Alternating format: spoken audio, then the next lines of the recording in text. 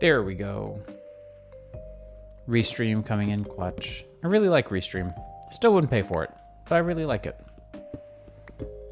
I just don't make money off of streaming, so I don't see a point in spending an ongoing amount on stream stuff. Like, I have paid for a couple of the assets that I use for stream stuff, but I'm not gonna, it's a one-time, like. Yeah, YouTube definitely does not have, like, sophisticated stream support. It's almost like they're known for other things on their platform, like shorts.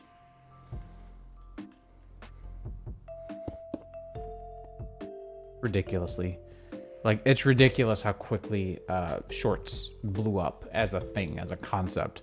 It's like, okay, we had Vine, that failed. We had TikTok, that blew up. We had Twitter shorts, or whatever the heck they were called. Moment, I think, or some crap.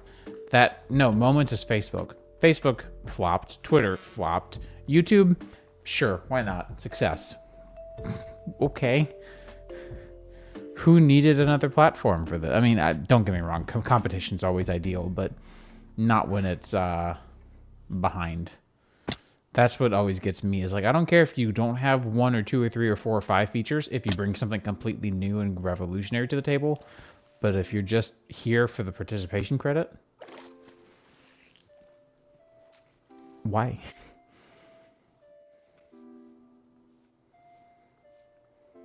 Yeah, it's not bad.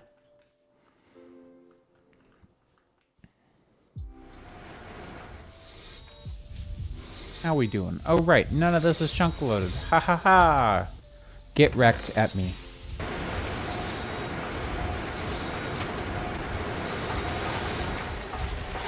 I don't think we can support all these machines at once. Just saying. Yo, Raviolin, welcome to the machine noises. I'm sure there's a stream somewhere in here, but you'll have to go digging for it a little bit. Beyond the noises. But hello, hello. Yeah, I didn't think I would like short form, and I really, really was avidly against TikTok for the longest time, and the short form, because it was mind-numbing entertainment. And I've been sucked into it, and I'm not gonna lie, I'm not really happy with where my relationship with TikTok is at right now. And I do need to reassess my stuff at some point. But I haven't even been on today for more than, I think, 10 minutes, and I've started using screen time to prevent being on for more than 2 hours a day, which is still a lot. But, well, like, part of it is that I have specific people that I like following. What's had me really hooked on TikTok lately is just how much Tears of the Kingdom content there is, because it's all hysterical. And that's honestly why I'm on. Just waiting for more Tears of the Kingdom content to drop. That's it. No other reason. Just waiting to see what other cursed creation can be made, or what other cursed thing can be done to poor Koroks, or the list goes on.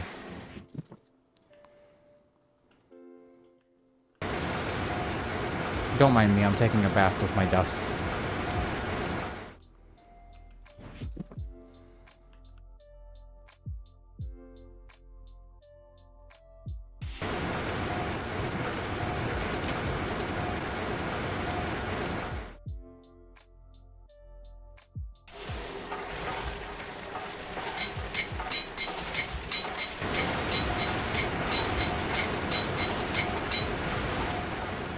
That, and there's been a lot of, like, decently good drum content on TikTok lately, which has been fun to watch, because I'm trying to get back into, like, learning, Oh, no, strong agree. Yes, correct. That is the correct take.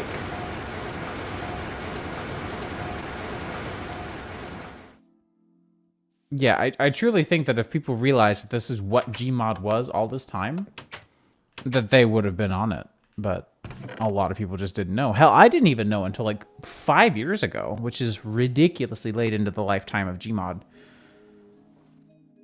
Gmod isn't AAA. It certainly isn't indie either, but it's like... it's a weird in-between.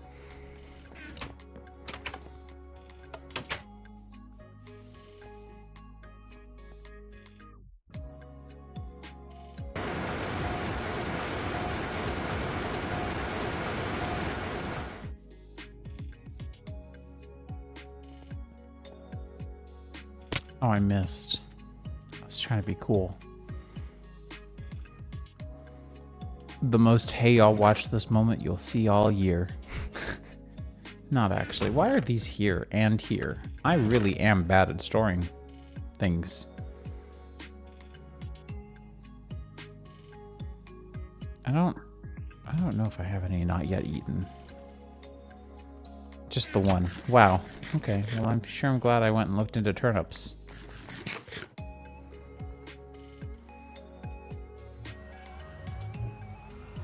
Have I eaten celery yet? I have? Gross. Get out of here, you dirty leaf water. Like, I legitimately dislike celery more than I dislike, I don't dislike lettuce. Lettuce is just an optional for me, like 100% of the time. I'd much prefer spinach or Brussels sprouts or anything. Kale is even fine with me. But I just don't like celery. It has such a funky taste, like it tastes like wet grass for me. I don't know. I also have the broken cilantro gene, so I might just have a stupid tongue. Yeah, exactly. And chips make sandwiches crunchy. If you know, you know. If you were that kid, then... And I think Wes well knows that I am that kid. I would always put, like, Ruffles or Lay's on my sandwiches. Nothing makes me feel more nostalgic than my mom's, like, clearly poverty-based... Yo, what?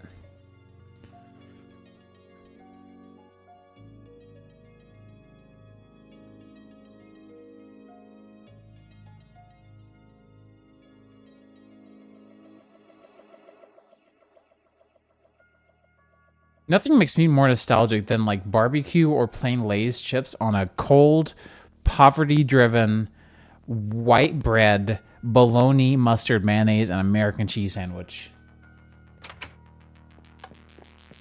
Oh.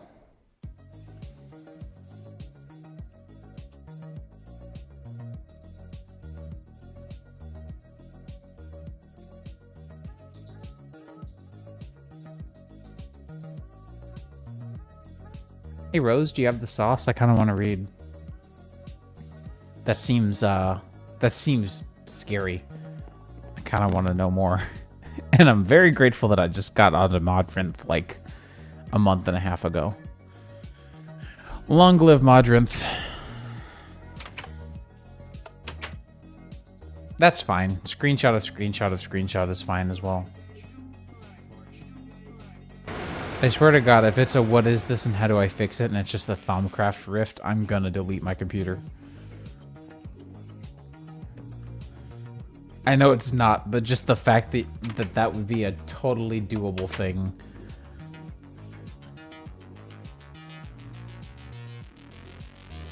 Oh.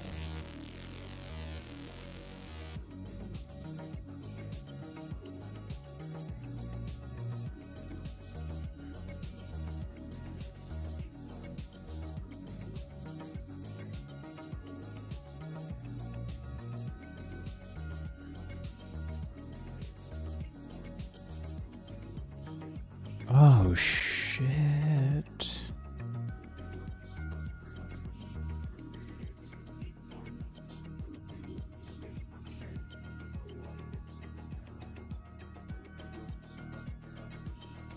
Is this safe to share on Twitter? Because I would like to make this known.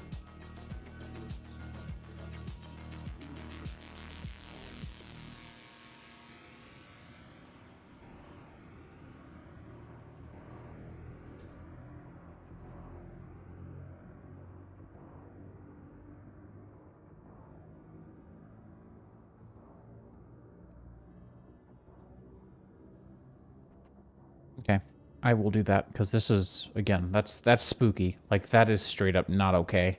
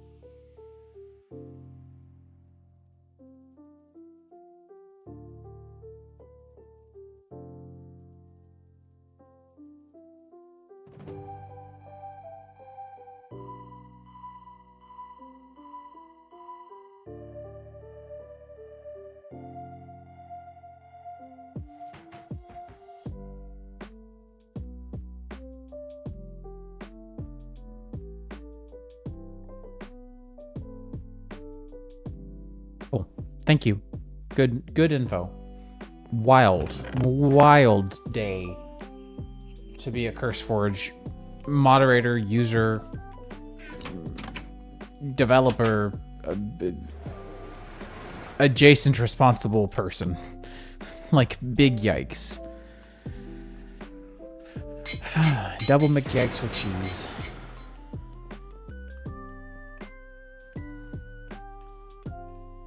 Yeah, I'm trying to like even think of how that can go. See, what I find really scary about this is not only can it modify mod packs, but even jar files themselves can have new malicious content in them. And what I find frightening about that is that people who think they will be the exception because it's their mod, or people who think they'll be the exception because they use something like an old mod I used to use called Server Sync that syncs from a remote server all the mod jar files, think they'll be fine. But as soon as it's in the jar file, if it's actually Java bytecode and it's actually executable and put in a path of execution, then literally nothing is safe from Curse right now. That is far worse than it sounds on the surface. I don't like that. I really need to go take a bio break. I will be right back. I'm so sorry. I know I just took a break, but I will be back momentarily.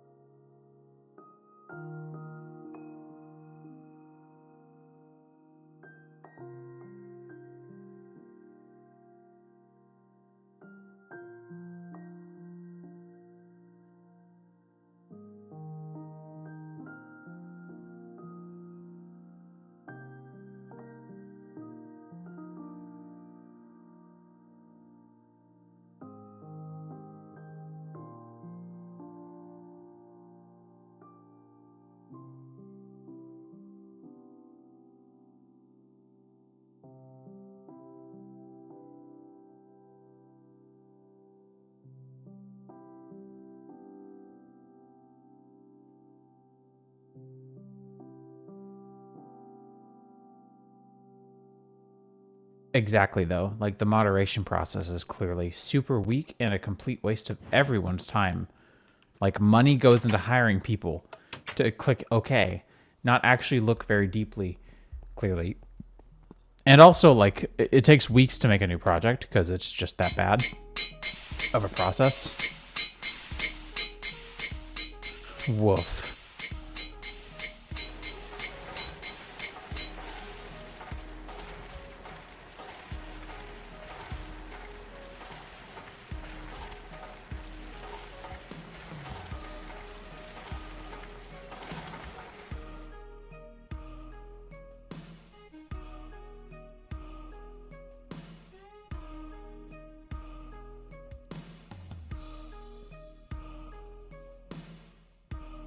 I say I'm not a fan. It's almost like CurseForge is like cursed or something.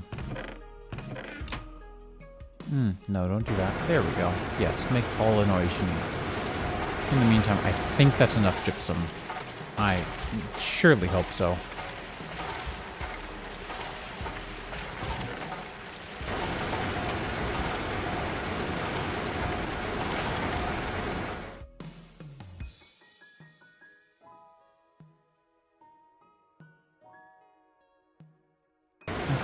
Now we just need to do the bucket thing.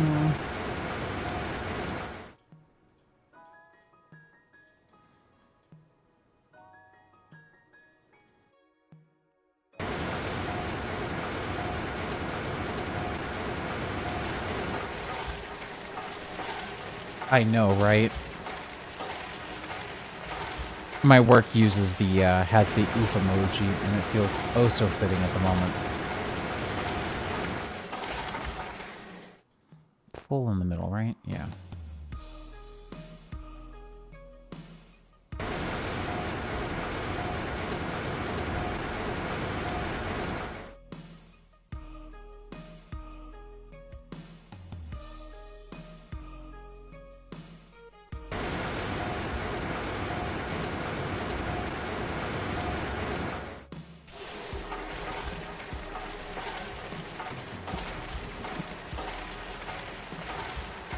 Yep, more than likely. If it was me, I would just pull the switch and have CurseForge go completely offline for a little bit while everything gets resolved.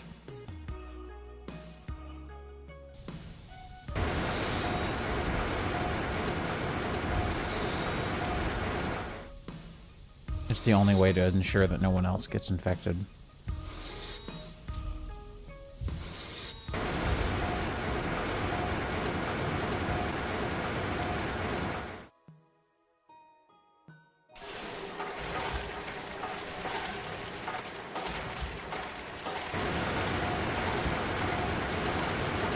Right?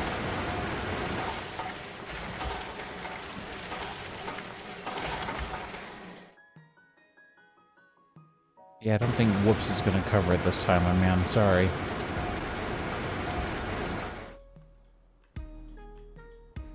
Your insurance policy does not protect you against Whoops.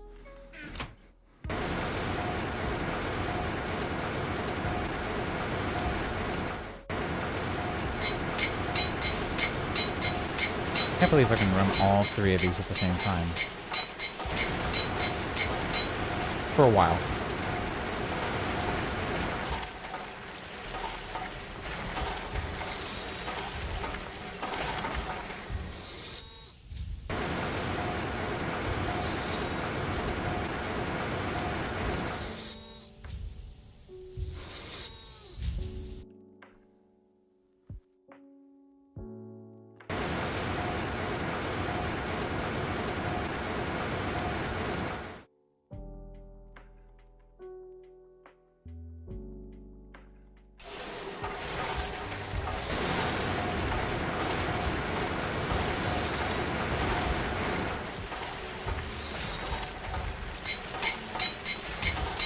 That's not what I wanted. Shit. That's highly inconvenient, honestly.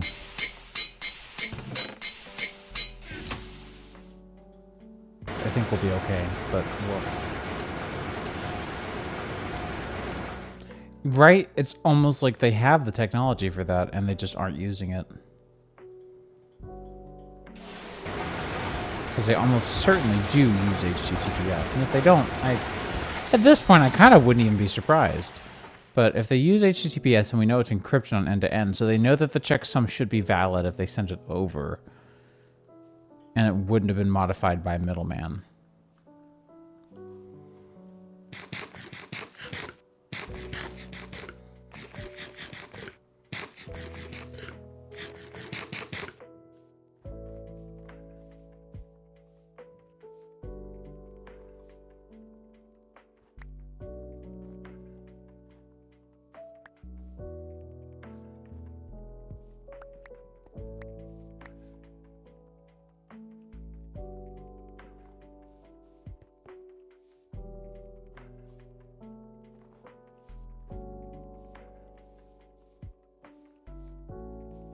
It's honestly really embarrassing. I do hope this is their downfall.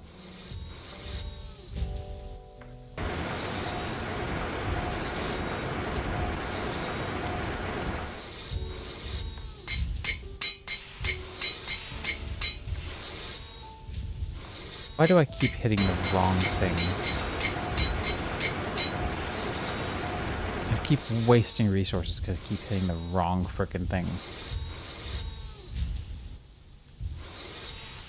Oh well, just a game. Alright, gypsum dust goes back in here.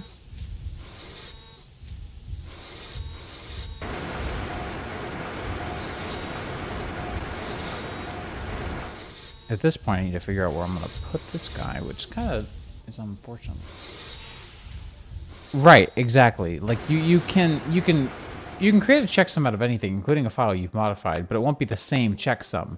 So, assuming that the checksum is the same from the client who sent it to the server who received it, and the server who sent it to the client who receives it later, like the uploader and then the inevitable downloader. Assuming that it's encrypted, the data cannot be middlemanned. The data cannot be modified in the transmission. It can be modified before or after the transmission, and there would be no one knowing. So I have a couple of suspicions. Number one is that it was internal, that someone modified them, and if they are checksumming, then they can update the checksum internally as well. Or worse yet is that the exploit allows any bad actor to be internal, which is horrific. Because I would imagine the checksum, because checksum is just a hashed string, is probably stored in a database which maps a file ID, a CurseForge file ID, and a CurseForge. Like, you have the mod, you have the file ID, you have the mod ID and the file ID, and then you have a SHA for the file ID. And then if you upload additional files, those each have their own file IDs. So that, in my head, if I was to reverse engineer CurseForge, is how it would be done in a database. It would take up a very minuscule amount of data, quick lookups, etc. So either the database access has been cracked and file access is not done in blob storage, it's done in a database as binary base64 binary encoded and decoded, which is highly inefficient. Strongly do not recommend doing that ever. I have done that once before. Don't do it. Use blob storage. So, and I'm 99% sure that they do.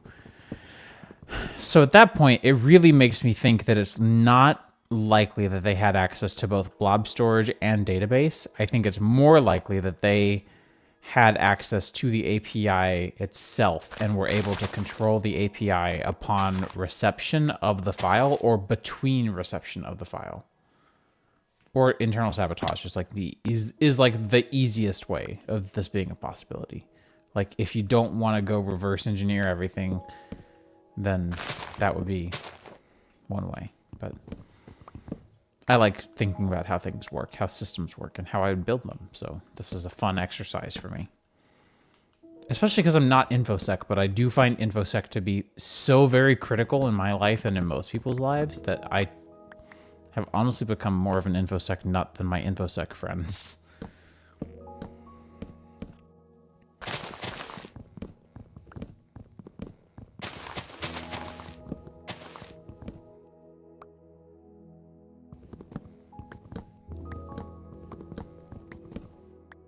No. The fun activity part is me reverse engineering CurseForge in such a way that it would or would not be vulnerable to this attack, and trying to figure out how it would be. Because when I developed things, learning how to develop a full stack architecture, which I learned on my own. I didn't even learn that in college. I figured out all my full stack web dev on my own or in a job. So as I was learning about that, right, like I figured out a lot of things on my own, and I find it really fun collecting this. Sure, black hat. No, I find it really entertaining collecting and putting together all this knowledge that I've obtained miraculously from the internet over the years, over the 3 years, mind you, to put together how I think this would have happened and how I would have avoided it as a probably better than most of their full stack developer. It also helps that I look at more than just the one image. That's one thing that a lot of developers suffer from, is like they don't explore other hobbies or code bases or like anything outside of work, and so they have a very myopic perspective of their code, and it's a very black box interaction between them and their code, where they don't really think about how it's going to be used and design something to be friendly in that manner, which is absolutely not something you can do in game dev. Obviously, like if I design a mechanic, I need to think about how the player is going to use it. I can't just design the mechanic, say, this is the mechanic, I designed it, and then pass it on. Like, no, I need to take that mechanic and put it on something to test it or generate it or see it, or like, there's more pieces to it. But a software developer can say, okay, I made your SQL script. Here you go. Okay, but this doesn't format in a way that I find friendly. Oh, okay, well, will you make that a new task? You see how the bureaucracy becomes a problem here, because they don't think outside of the box. They don't think, how are you going to use it? They say, oh, you want to request or a database script that pulls up A, B, C, and D columns, but didn't think about how do they need it formatted? Do they want it sorted a certain way? Like, do you need filters? Do you want optional filters? Exactly. Mind you, our QA is the best, but our QA works in European times a lot of times, so it sucks waking up first thing in the morning, for me at least, because I'm not West Coast, waking up at 8 a.m., seeing emails saying, hey, your bug fix failed. Here you go. Have your bug back. It's like, dang it. What a great way to wake up. All jokes aside, our QA team is fire, and I love them. They're so thorough. But yeah, like our QA team at my previous position would be like, okay, I tested the one case that we've talked about. Okay, and? Yo, but like actually, exactly. They leave every single day. They leave the smoke test report in our Slack. I can't expose too much, obviously, because it's my work and it's dangerous to say anything out of line, or rather, that's too exposing. But I can at least read to you the intro and outro.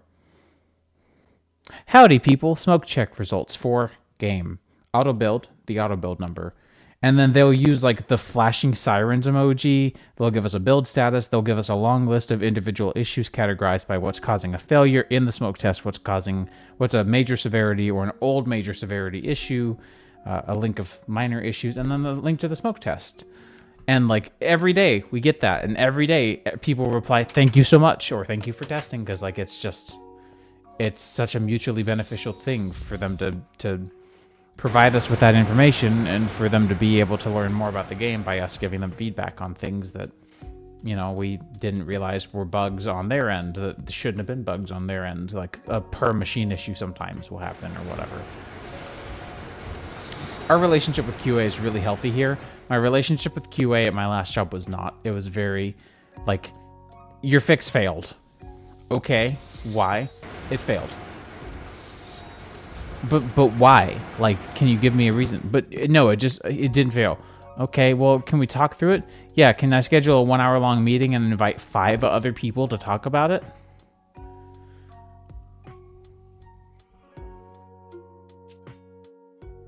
So, bureaucracy sucks. 0 out of 10. I cannot recommend it to any living person.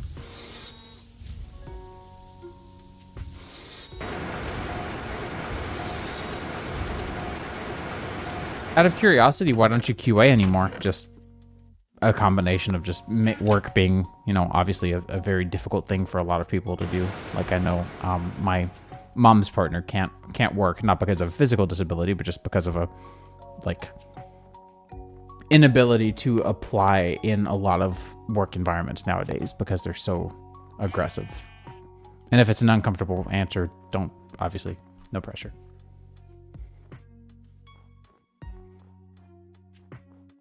And there's also just the fact that, yeah, I was going to say, there's also just the fact that pay sucks for a lot of things now.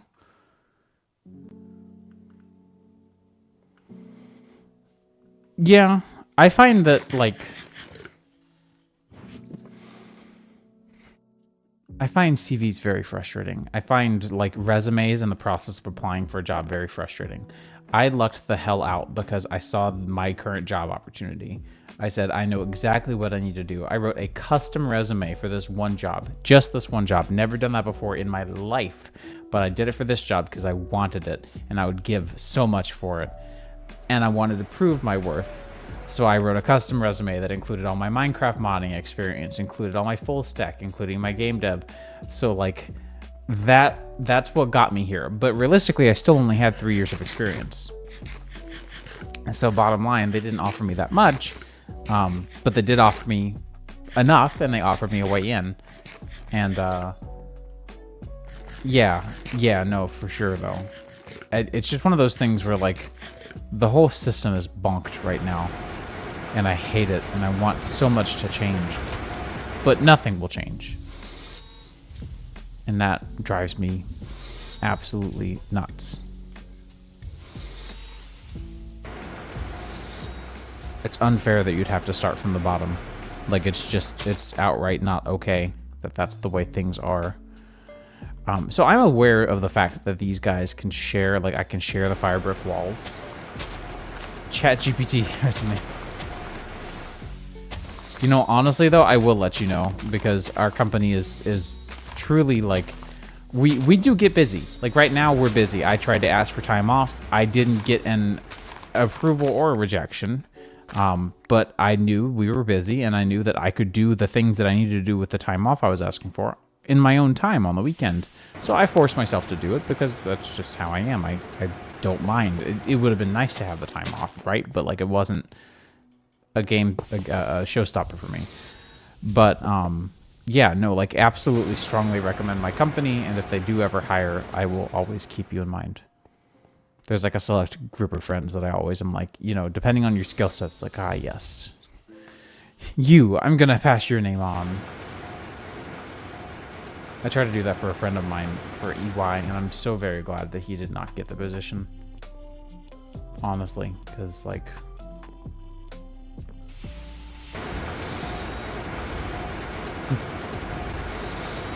yeah, no.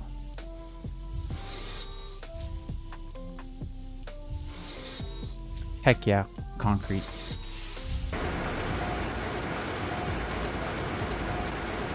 I'm just saying that because I know Wes will come back online to say, heck yeah, concrete with me. Wes is a true homie.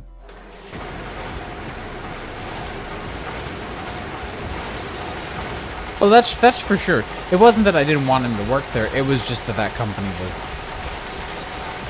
not doing well. Let's just say that almost all of the American onshore devs also, could it get any louder? Let's just say that almost all of the American and onshore devs have been removed from their positions for no reason aside from they cost the company too much money. But it's a multi-million-dollar company, a Fortune 500 company at that. So like, maybe just get good, trim fat from the right places, but that's too hard. I was actually rooting for him. I legitimately wanted him. He was new to programming, but he had the smarts. So I was like, I want you to use their time and their money to learn and benefit yourself, because I know that they will pay you and I know that you will benefit them, because anyone who can hold on to a ticket for some amount of time is beneficial at this company for whatever reason.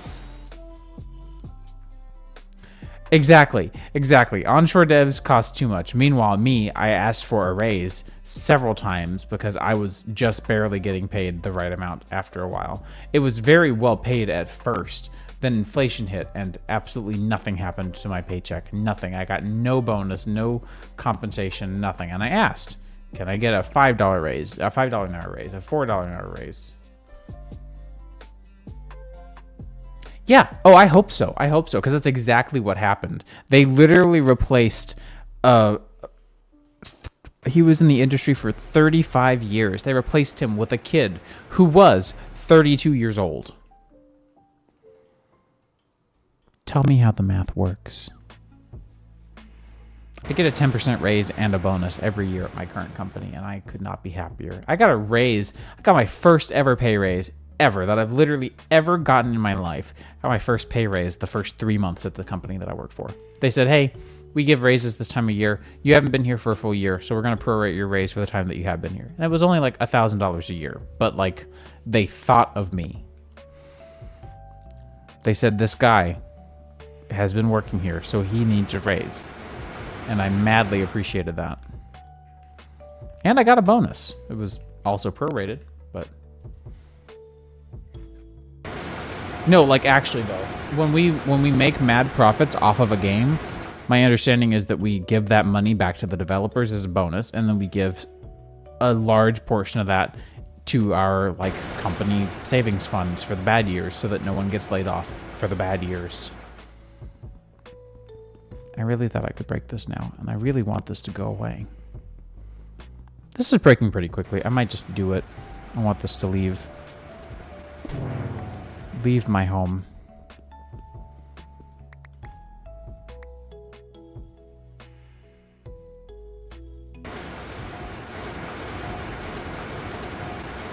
I can't believe 2 boilers are producing enough for this. This is honestly insanely cool.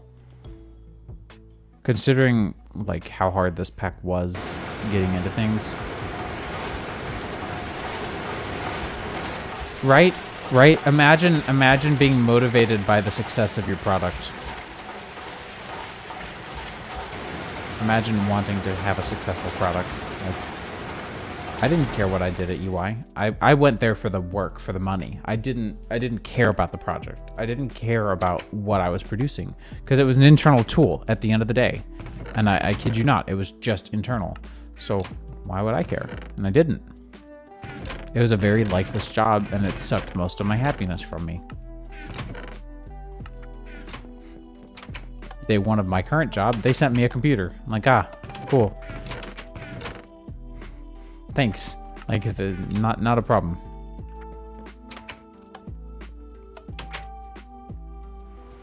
Mm-hmm.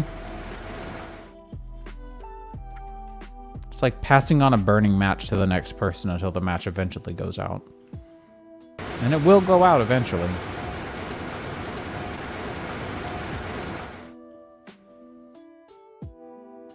Yeah, I'm very not a fan of capitalism, if you hadn't noticed.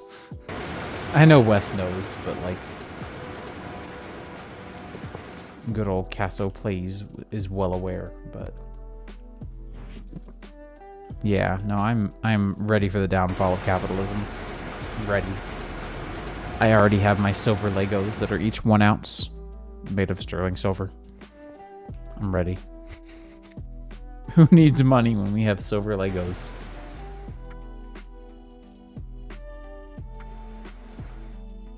Yeah, no, absolutely. Absolutely. Like, it's very okay. That's a-okay.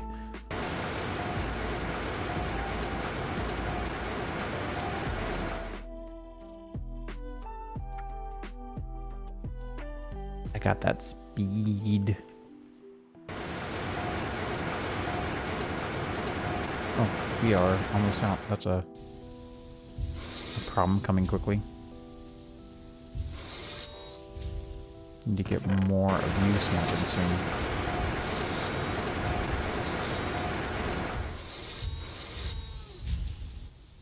We are getting there. You know what? I don't even know why I'm placing all of these. A wrench. Okay.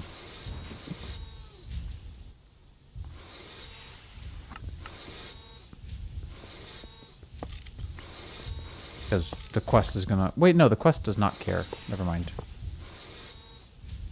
That's right. I feel like Sonic the Hedgehog. I have slowness?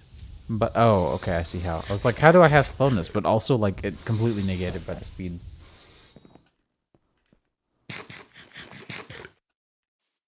Slowness, too? Never matter.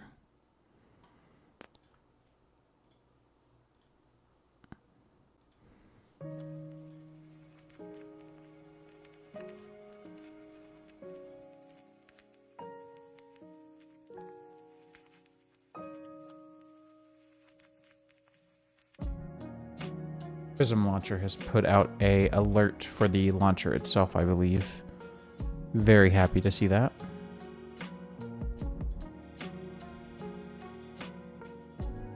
Also, Prism Launcher's website is just so pretty.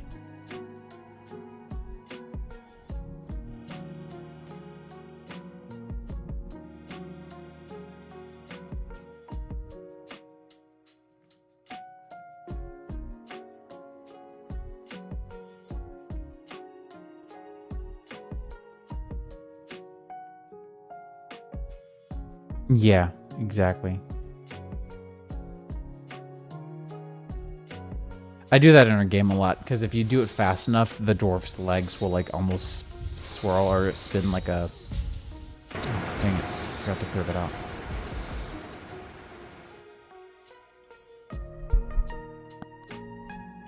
Rosa Diathorn, have you really not heard of Prism Launcher?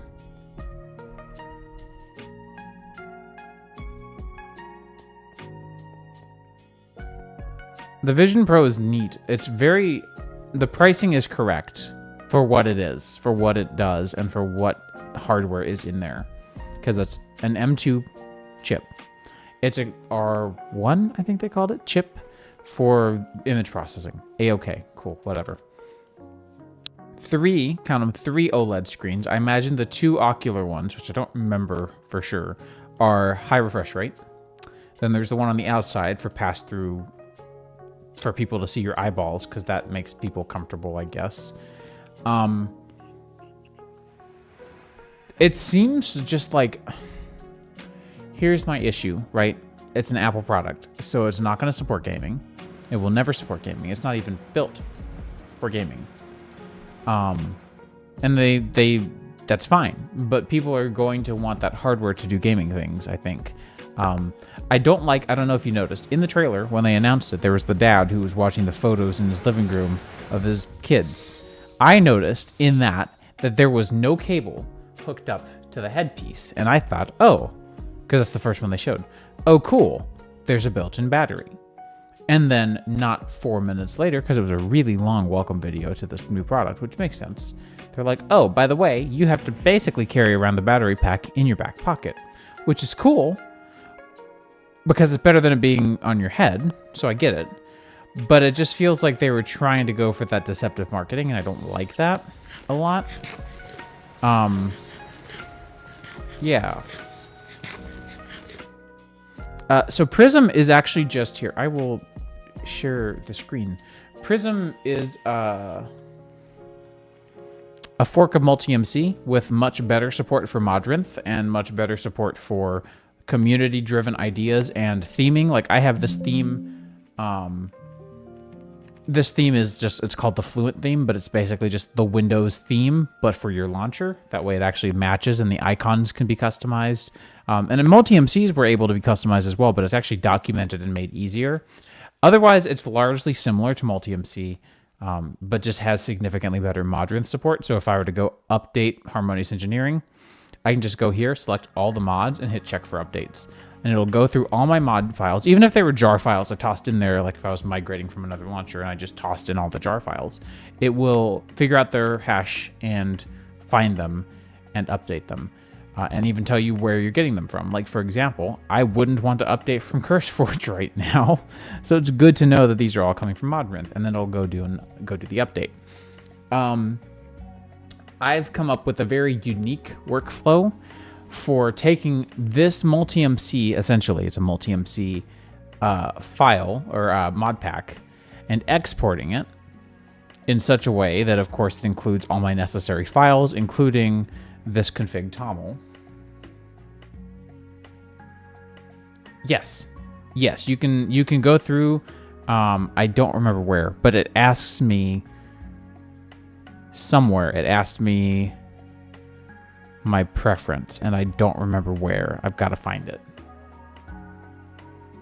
No, but yeah, I know what you mean. Yes, because I said Modrinth first, and I've got to remember where it was now. Check for updates. Where is it? You can also browse mods from each right now. I know that I was asked. I'm trying to remember where the setting is. Game window, customize. Wouldn't be any of those.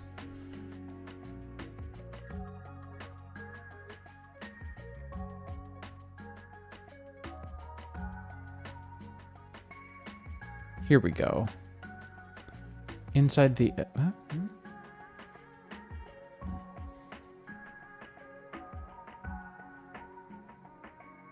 Download mod options. Oh, maybe it's actually in there. Yeah, I mean, to be fair, everything's been really difficult for devs, unfortunately. I'm trying to figure out where it is, and I cannot remember if there's a way to change it.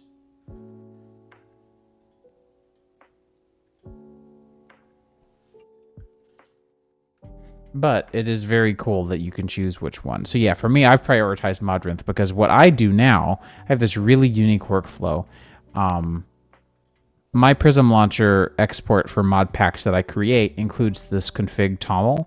And so I've created a Python script that when I export this, in fact, I want to, just to show it off real quick.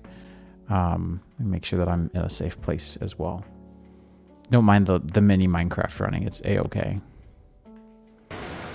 We good. I just get easily distracted by things. So if we say, okay, I want to export all these things, right? This is mostly normal. And then put it here. My config toml file has all the data necessary for it to discern. I finished that rando, so we're good there. I don't think I need any of these. We'll be able to use a built-in tool as well. Let me see if I can find where I kept that. That would have been convert prism here. And then there is, yeah, that's not used anymore.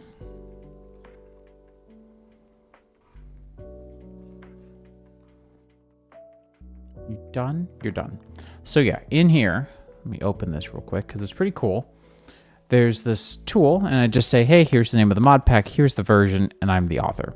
Then I right-click on the zip file. I've added a custom shortcut, and I just say prep the Prism pack for publish, and it will run this Python file. So you can see somewhere in here. Yep, right there. And then what it's running right now is this MMC export, and then it will take in the zip file. It will output it in both the CurseForge and Modrinth format with the config file defined, which I extract each time, which is why that one is there. And then output it into the dimension, the directory. Yeah, it's PPPP, you know?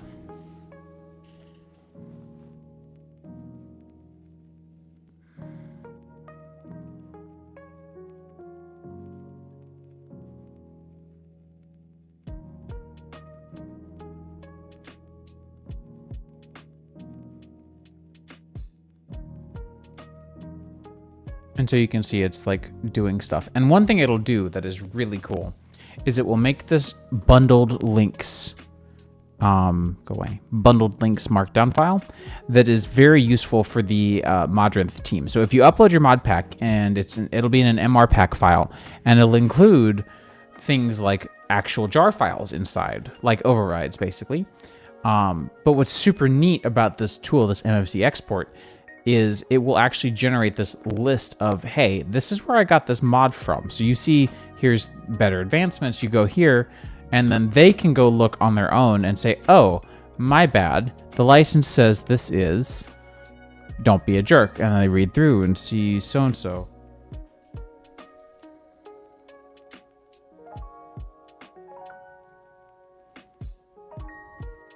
Sorry. Got a notification.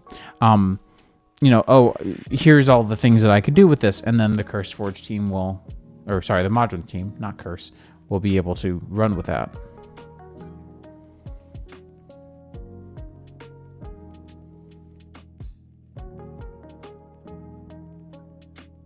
Are you done yet? It does take a while, like legitimately a long time.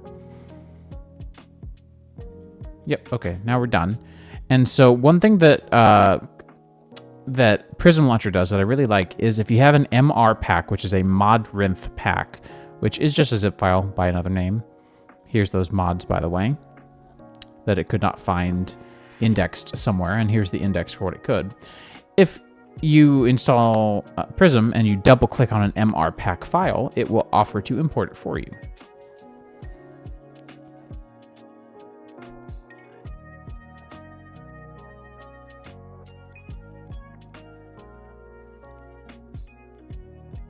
So yeah, I'm a big fan.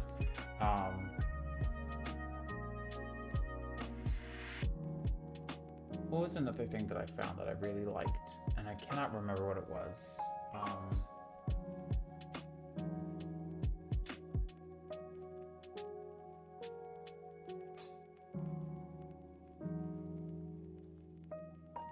don't remember.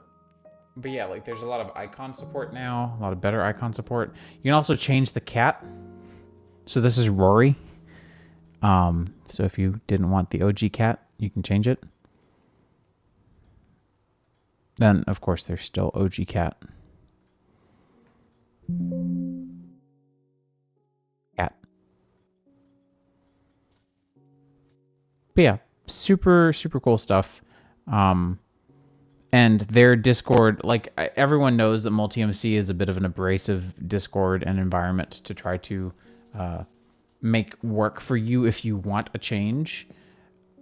Prism is the complete opposite. Prism is like, hey, can we do this? They're like, yeah, okay. If you do the work, especially, man, they're glad to. It's almost like that's what a supportive environment feels like or something. It's nice to no longer have all those angry zombies around. They were really annoying. And I've already gotten a good bit of armor from them anyway. Yeah, MultiMC's devs are just brutish at best.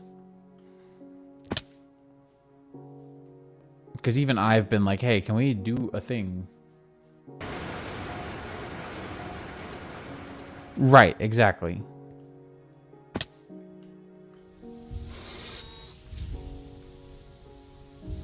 Alright, so we've got brick. It's fun.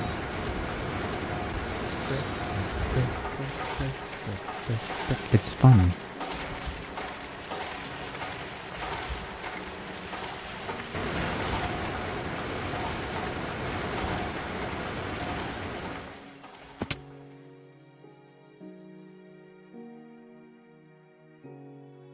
But yeah, man, I really hoped we would get that blast furnace done today, but I'm already feeling really tired. I mean, mind you, it's been 3.5 hours, but I think I'm gonna call it because it's been a crazy work week and, well, work week last week, and this week is finally coming to a close as far as the craziness goes, I think.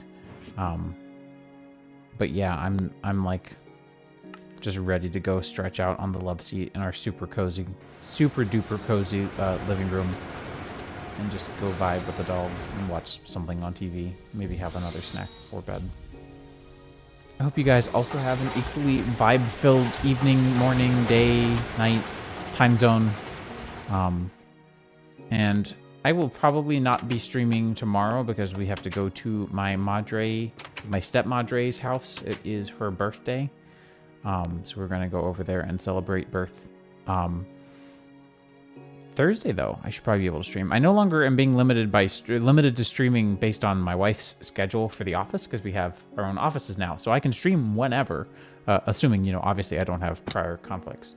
But yeah, absolutely we'll give pets. Casso, you've got to come visit. And I'm only calling you that because, you know, that's what your username goes by. I apologize that it will be a Box Mountain when or if you come visit, but you should come visit. There's stuff to be done here, and games to be played. And absolutely have like just a whole bunch of fun with a bunch of Ken and Amanda's friends and you guys, and just do like, I made like 150 wings 2 years ago, and I kind of want to do that again just because it was really fun making all those wings and having everyone eat pretty much all of them. So it'd be super fun to do that again. Anyways, y'all, good vibes to all. Have a great time zone, and I will hopefully see you on Thursday. Anyways,